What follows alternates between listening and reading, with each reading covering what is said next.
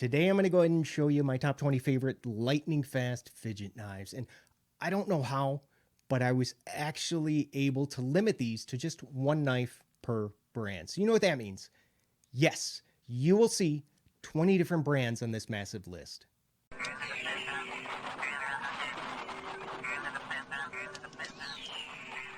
Hey, how you doing? If this is your first time here, welcome to the channel. My name is Jay. Go ahead and consider clicking on that subscribe if you're looking for knife reviews that get right to the point. All right, let's get started with this pocket sword at number 20. This is the Harn's Assassin. First, let's go ahead and take a look at that action. Oh my gosh.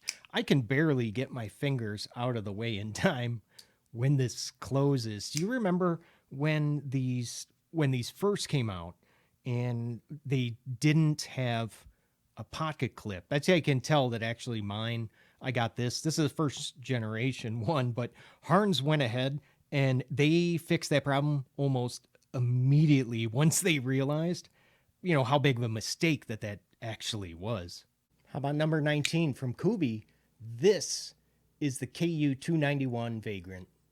I gotta tell you, I am still in love with this good looking sheep's foot blade shape. And you can see I went ahead and just added one of those quick thumb studs because as a lefty, it just makes it so much easier for me to get my thumb in there and deploy the blade. Now, normally I would not have a knife with just a thumb hole opening on this list, but there actually is inside, there's just a little bit, almost like a little mini flipper tab that I'm able to go ahead and catch my thumb on. So then I can go ahead and just shake it the rest of the way closed.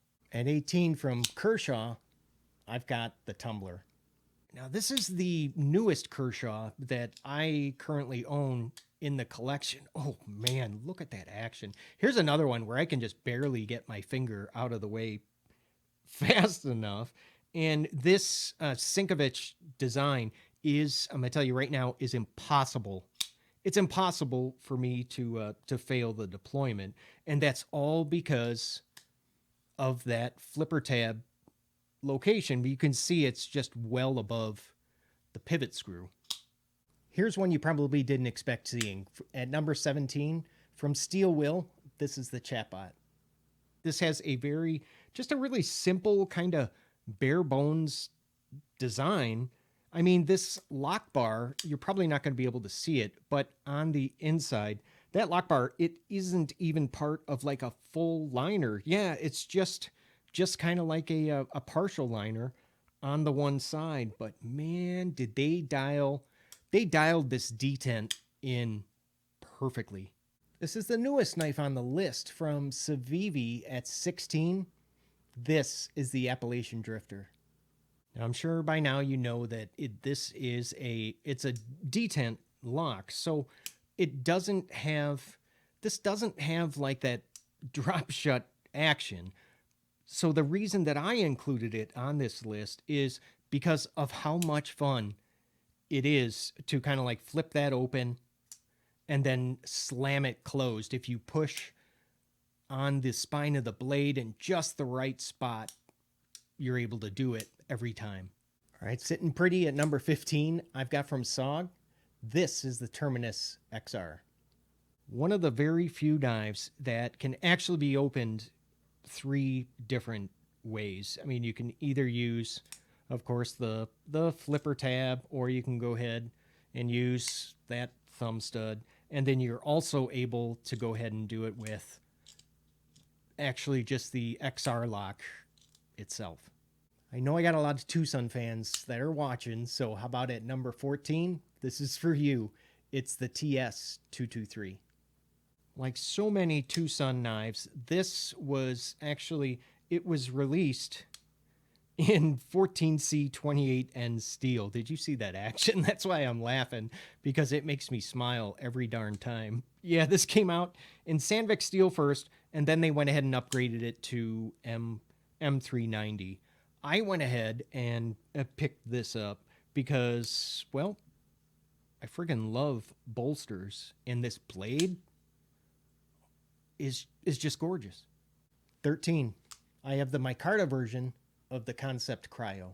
This brand was actually, it was started by a well-known Kaiser designer, Kim Ning, and you can see it has multiple deployment options, so you can either go ahead and use that flipper tab, or you have access to that to that giant thumb hole. I mean, there are just so many different versions of this knife, and they come in either like a 3.5 inch or 2.9 inch blade, S35VN or D2 steel. I mean, you can get one with or without a flipper, and there's even a bunch of different handle materials. Number 12 is going to be one of the smaller knives on this list, and this is the Wesson Almond. One good thing about this knife is that if you're out camping and you forget like all of your utensils for cooking, yeah, this can double as like a spatula. All right, I'm kidding about that, but for a small knife, this is in my, it's got to be like my top 3 as far as like the action is concerned for a knife with a blade under 3 inches long. I mean, there are so many small knives out there that just will not drop shut because of how light that blade is. Oh, not the case here. 11 is a knife that checks off a lot of boxes for me from QSP. This is the Hawk. This features some really good S35VN blade steel.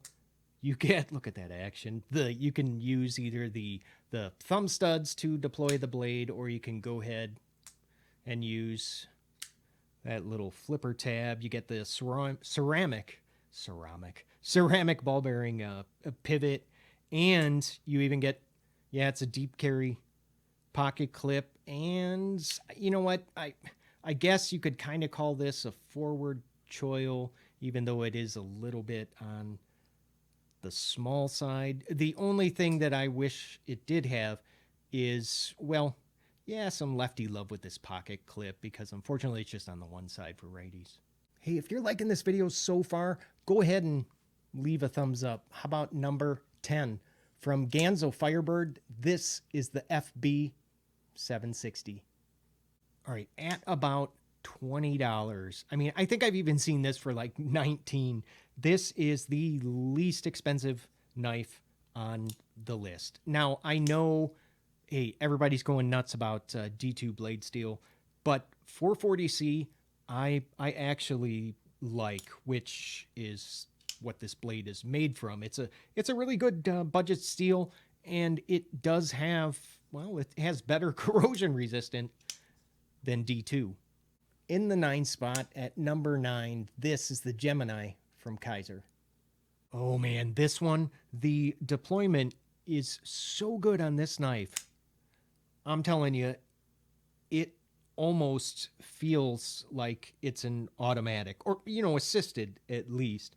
In fact, out of all the Kaiser Geminis that I have ever tried, this one by far has the best action in both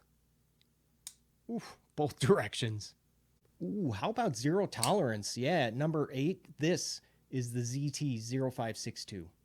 Now, you might not be able to see it, but I slightly modified mine because, well, you know, it had that hook-like kind of flipper shape, and that really made it difficult when closing the knife. It really made it difficult to get that blade past the detent. So all I did was, I mean, I'm telling you, I just removed the smallest amount of material from that flipper. So now what that does is it kind of, well, for me anyway, turns it into a really good fidget knife. Number 7 is another USA-made knife. This is the Hogue EX03. Now, honestly, I thought about having the, well, you know, the Ritter Hogue in this spot, but the button lock here on the EX03, Man, it is just such a good time. I decided to stick with it. I also like to use this knife. It's like one of my favorite harder use type of knives. Number 6, how about a real steel? This is the Griffin. This is one that it is way easier for me to middle finger flick this open than any other method. And if you're at all interested in the Griffin, you may want to go ahead and buy it the next time you find one, because anytime that I see these, oh my gosh, that button lock. Anytime you see these, I see these for sale, it doesn't last long. I mean, they get snatched up quick. Number 5, from Benchmade. How about the Mini Loco? Unfortunately, these were recently discontinued. I put it on the list though because you can still pretty much find them for sale. Usually with the axis lock, you know how you have to, well, at least I have to usually pull down on both sides, you know, to get that blade to drop shut. This is one of the few Benchmades that I own where one finger is all it takes. And if I didn't own this knife, I probably would have the sheep's foot Griptilian in its place. You had to know this one would be making an appearance at number 4. This is a Honey Badger. Look, it doesn't matter if you have this in HCR13 MOV or in D2 blade steel.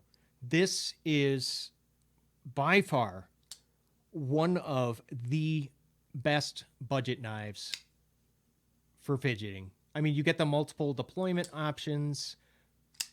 Oh gosh, the Spidey flick is so easy with this knife, and it drops, of course. Number 3, from DropFerrum Forge. Here's the Mordax. I don't know why, but I thought that you couldn't. I thought you couldn't buy these anymore, but they are still available on Amazon. So yeah, the link will be down below, just in case if anybody's interested. Use some of that Christmas money that you got, right? This is a great button lock. It really is. It's a lot of fun, but it's also a little bit expensive. And for me, the only thing, and this is minor, the only thing that would make this better was if it also had thumb studs, because then it would just give you another deployment option. Number 2, from Spyderco. Oh, it's the Smock. Just because I picked this knife and not, you know, the PM2 or the Para 3, it doesn't mean that I don't like these and that they're not fantastic fidget knives, because they both are, and they both deserve to be here on the list. But I picked this one because a lot of firsts were actually accomplished here for Spyderco, like this push button compression lock and this type of a top flipper tab. Now, other than the blade shape, the number of different ways you can deploy this has to be one of the things that I like most about the Smock. Before I go and show you my number 1, what are some of your favorite fidget knives? And if you don't have 20, hey, that's okay. Don't worry about it. Just list as many as you possibly can down in the comment section below. My number 1 favorite lightning fast fidget knife, the USA-made Buck Marksman. Just like the SOG Terminus XR, this is one of the few knives that has 3 different deployment methods. You can either go ahead and use that flipper tab, or of course, you've got the thumb hole, or you can go ahead and Spidey flick it open, or you can just go ahead and use that SLS lock, or, well, they call it the strong lock system. You're normally going to find these in 154 cm blade steel, but a few years ago, I was lucky enough and picked up this limited edition one with the OD Green G10 scales and a a black coated S35VN blade. Up on the screen, you're going to see a couple of videos. One will take you to my previous top 10 fidget knife video, just so you can kind of compare and see how the list has changed. Don't forget to go ahead and click on subscribe.